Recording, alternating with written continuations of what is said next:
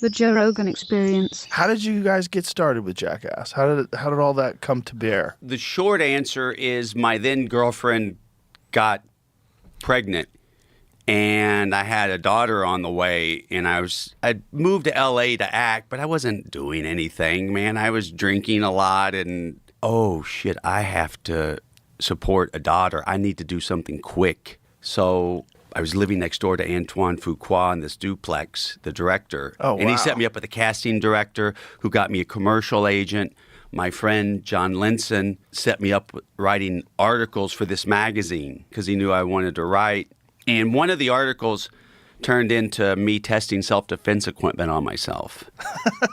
And a lot of different magazines wanted the article, but they didn't want anything to do with it because I was going to shoot myself in the chest with a bulletproof vest as the last thing. It's like stun gun, taser gun, pepper spray.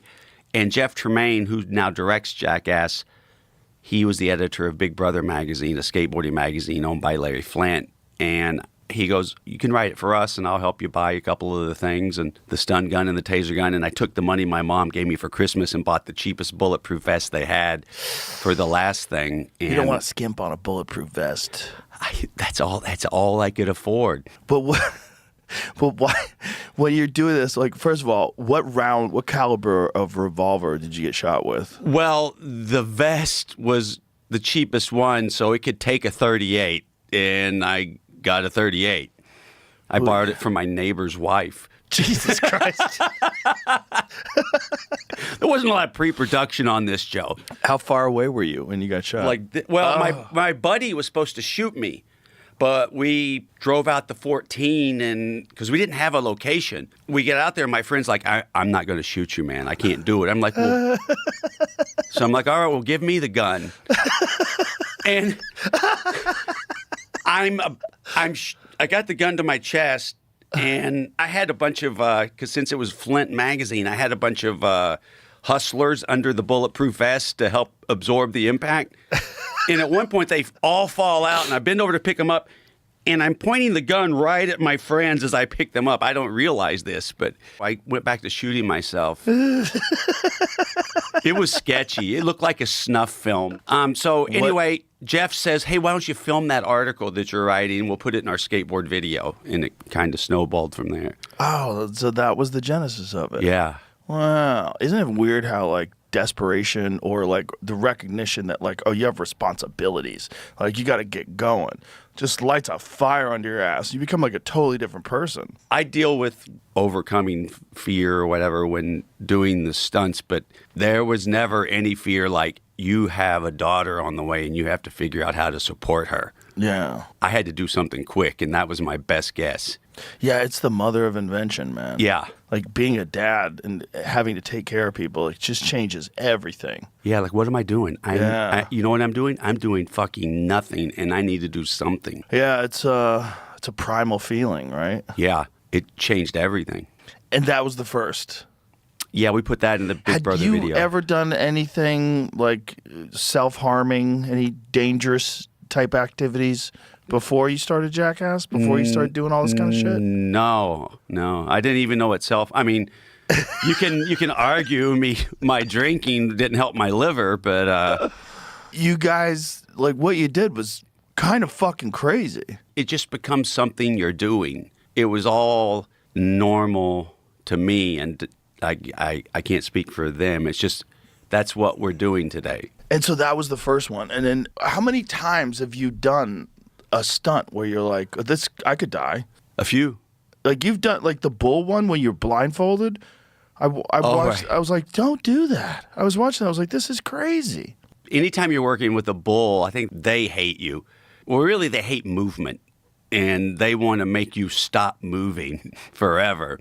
But I've had, like in the Jackass #2 when the rocket exploded, those were foot-long metal rods, and there was 12 of them.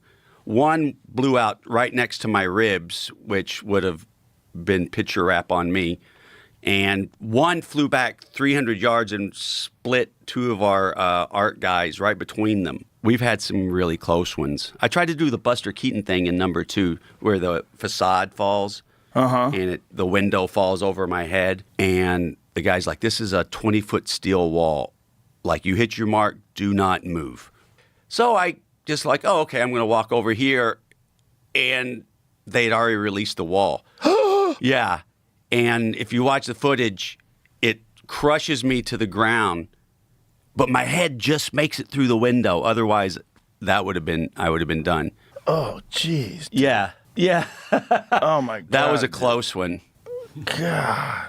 Incredibly How bad heavy. did you get fucked up from that? Nothing. Nothing. I was very lucky. I'm also hyper limber, so it just Dumb luck. story of my life. How many, all told, how many stunts have you done like that? Oh, I have. Oh, the almost Yeah. kaput. I don't know. At least 6 or 7 like close calls, and then I just look forward. Was there ever a time when you're doing this and going, what the fuck have I got myself into? Well, it was weird too because you got out of it and became a movie star, but then you were doing it again. Like you were right back in. And it kind of started in Russia, actually. We'd done a few things over in Russia, and we were doing something with the Russian Special Forces where we were on a Obstacle course? Yeah, we're on an obstacle course. And they had all these things set up. I'm like, Jeff, why don't you have their attack dog attack me and then shoot me with the rubber bullets and then have the guy kick me in the face when I get to the end. And we shot that, and the dog attacked me, and the Russian guy, the Special Forces guy said, I'm not going to kick you in the face. But he did What a nice guy. deliver a nice blow to my solar plexus. I had to beg him to do it 3 times to you got to do it as hard as you can. Do you feel apprehension? Do you feel like, No. But you can't get a concussion. No, I can't get any concussions, but I mean, I don't care if I break my arm or leg. No one cares about that. It's just I You just don't can't have care about breaking your arm or your leg? No. Really? No. Really? No. So this is like a feel that you've developed this. I don't care. You didn't have that when you first started doing it. There was probably some self-worth issues when I began. It didn't come from a healthy place, Joe. Well, but it's not just that. It's like you don't have a fear of being radically injured. Because you blow your knee out or you blow your leg out, you're limping for the rest of your life. I don't. It doesn't. That Really? doesn't bother me. No. God, I'm so averse to that shit. It's like the producer side of me overrides the performer side. It's like, hey, but we're going to get footage, and it's about as simple as that.